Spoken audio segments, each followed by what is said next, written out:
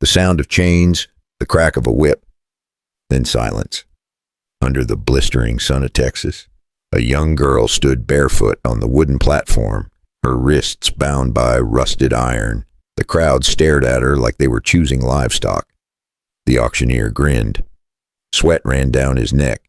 Even 4 years after the Civil War ended slavery, shadowy auctions like this still thrived in hidden barns, where desperate folks were sold off like old debts to evade the law. Next one, 17, no husband, no family.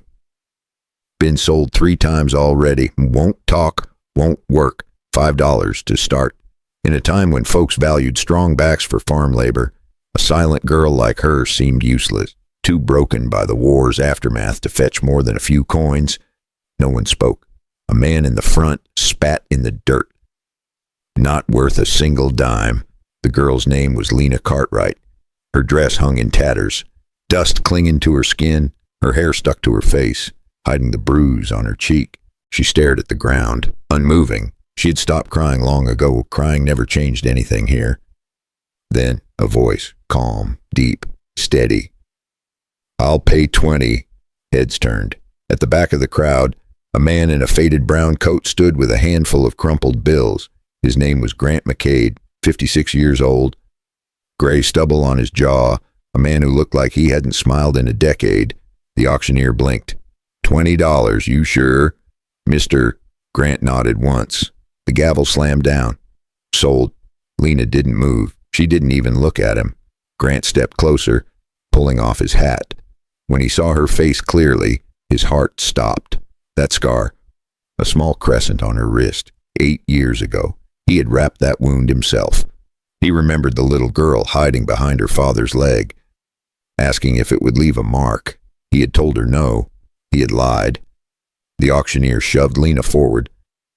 Grant caught her before she fell. Her skin was burning hot. She looked up at him for the first time, her eyes green but hollow. He whispered her name. Lena.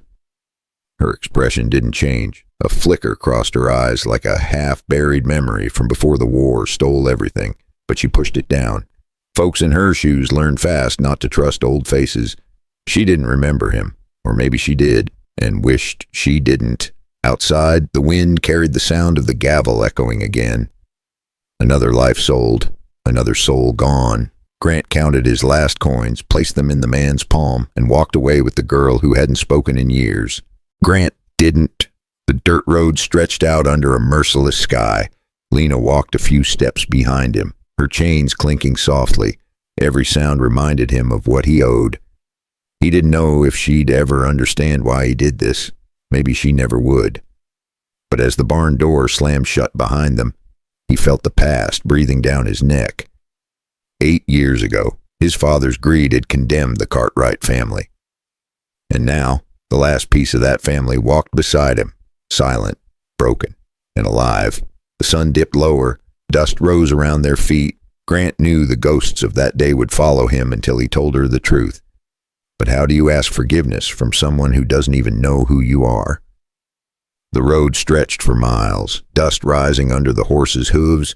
Right after they left the barn, Grant stopped the horses, pulled a key from his pocket, and unlocked her chains. No one should wear these in a free country, he muttered, thinking of the Union soldiers' promises after the war. The sun beat down hard, baking the dirt until it cracked. Grant rode slow. The girl behind him on a smaller mare, silent, head bowed, no sound but the steady clink of the chains still locked around her wrist. He could feel her fear like heat. Every time he looked back, she stared at the ground, never at him. They stopped near a big oak tree, its shade the only cool spot for miles. Grant climbed down, tied the horses, and pulled a small canteen from his saddlebag. He walked over, careful not to get too close. "Here," he said softly. She hesitated, watching him like he might strike her. Finally, she reached for it, her fingers trembling. She gripped the canteen tight, her eyes narrowing like she'd seen too many false kindnesses since the war ended, sizing him up before letting her guard drop.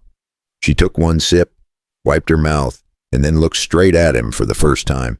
Her voice was quiet, but sharp enough to cut through bone. "Guess you got what you paid for," she said. do what you want.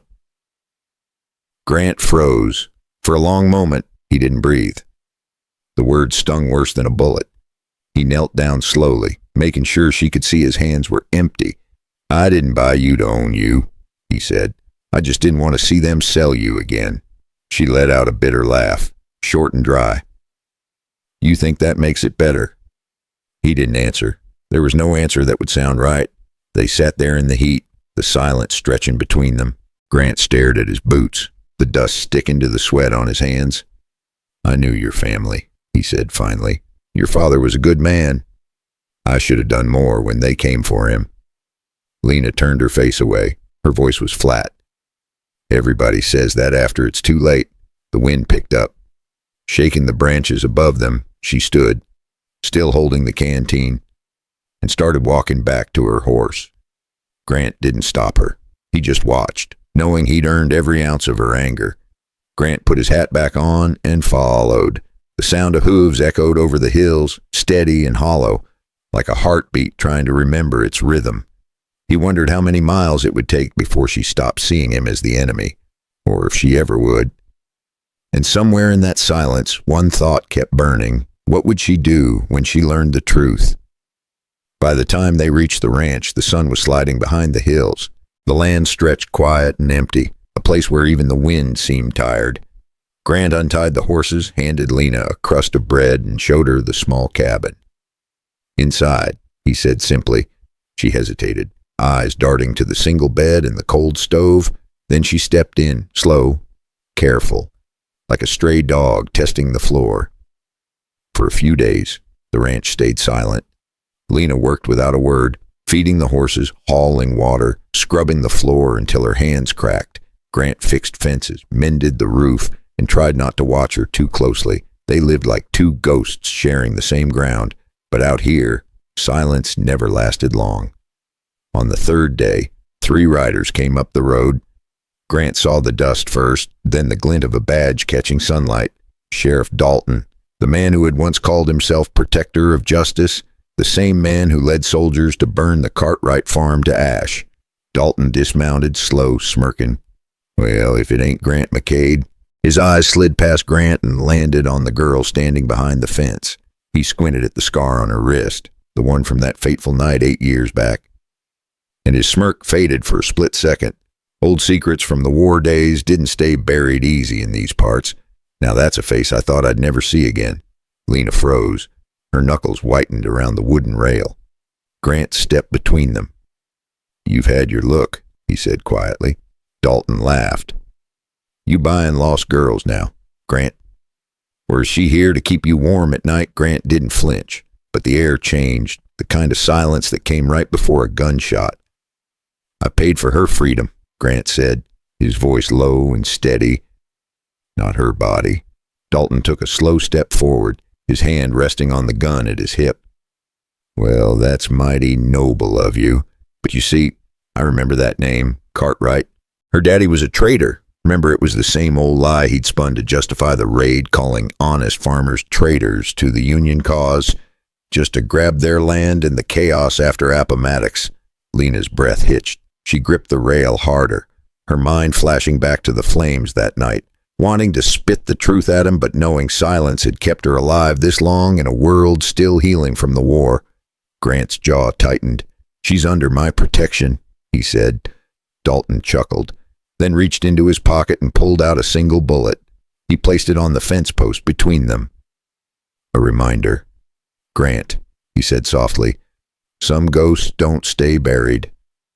When they finally rode off, the dust they left behind felt heavier than before. Lena picked up the bullet and turned it in her hand. Who was that? She asked quietly. Grant didn't answer. Not yet. He just looked out toward the fading sun. The memory of fire and screams still burned into his mind, because he knew this wasn't over, and when Dalton came back, blood would follow. If you've stayed with me this far, pour yourself a cup of tea, sit back, and breathe with the story. Tell me, what time is it where you are, and where are you listening from? And if you want to know what happens when the truth finally comes out, hit that subscribe button so you don't miss the next chapter. That night, the wind blew harder than usual. the kind that carried the smell of rain and old memories. Grant sat by the small fire in the cabin, the light dancing on the rough wood walls. Lena sat across from him, silent as ever, her face half hidden in shadow. Neither had spoken since Dalton's visit, but silence has a way of forcing truth out. After a while, Lena reached into her pocket and placed something on the table. A small silver pocket watch, old and worn, the initials R.A. faintly carved on its back. She pushed it toward him. "Recognize it?" she asked quietly. Grant's hand froze in midair. He did recognize it. Robert Cartwright. Her father? "I found it in a bag left behind after the raid," she said. "I kept it 8 years, hiding it. Every time they sold me to a new house, I made sure no one ever touched it. It was the last thing Pa gave me before the soldiers came." Whispering, "Keep this safe, Lena," a reminder of the family the war tore apart like so many across the South. She looked up at him, her eyes sharp but wet. "You knew him, didn't you?" Grant swallowed hard. His voice came out rough. "I did." Lena leaned forward. "Then tell me the truth. What really happened that night?" Grant stared at the flames for a long time. They flickered, twisted, like ghosts dancing. He finally spoke, each word slow and heavy. "My father sold out your family for their land after the war. I overheard him telling the soldiers. I rode to warn your pa, but it was too late. Everything was burning. I was a coward. I lived, and they didn't." Lena said nothing. She reached for the watch and closed her hand around it, her knuckles white. Her fingers shook, like she wanted to hurl it into the fire and forget, but the memories held on tight, echoes of a pre-war life when families like hers dreamed of a better America. "You think telling me this makes it better?" she asked. "No," he said softly. "It doesn't, but you deserve to know who you're standing next to." For a long time, they just sat there, the fire hissing between them, outside. Thunder rolled over the hills, like the earth remembering what they tried to forget. Lena finally spoke again, voice almost a whisper. "If your father did all that, why are you the one carrying the guilt?" Grant looked up, his eyes tired but steady. "'Cause I was there. 'Cause I did nothing. And because I'm still breathing when they're not." The fire cracked once more. Lena looked at him, and for the first time since they met, her anger seemed to falter. Not gone, just cracked, like something inside her was trying to understand. But before she could speak again, a sound broke through the storm outside, the sound of hooves, fast, close. Grant reached for his gun because sometimes the past doesn't knock twice. The sound of hooves faded into the distance, leaving only the crackle of the dying fire. Grant stood by the door, gun still in hand, eyes locked on the rain pouring outside. Lena sat near the hearth, the silver watch still clutched tight.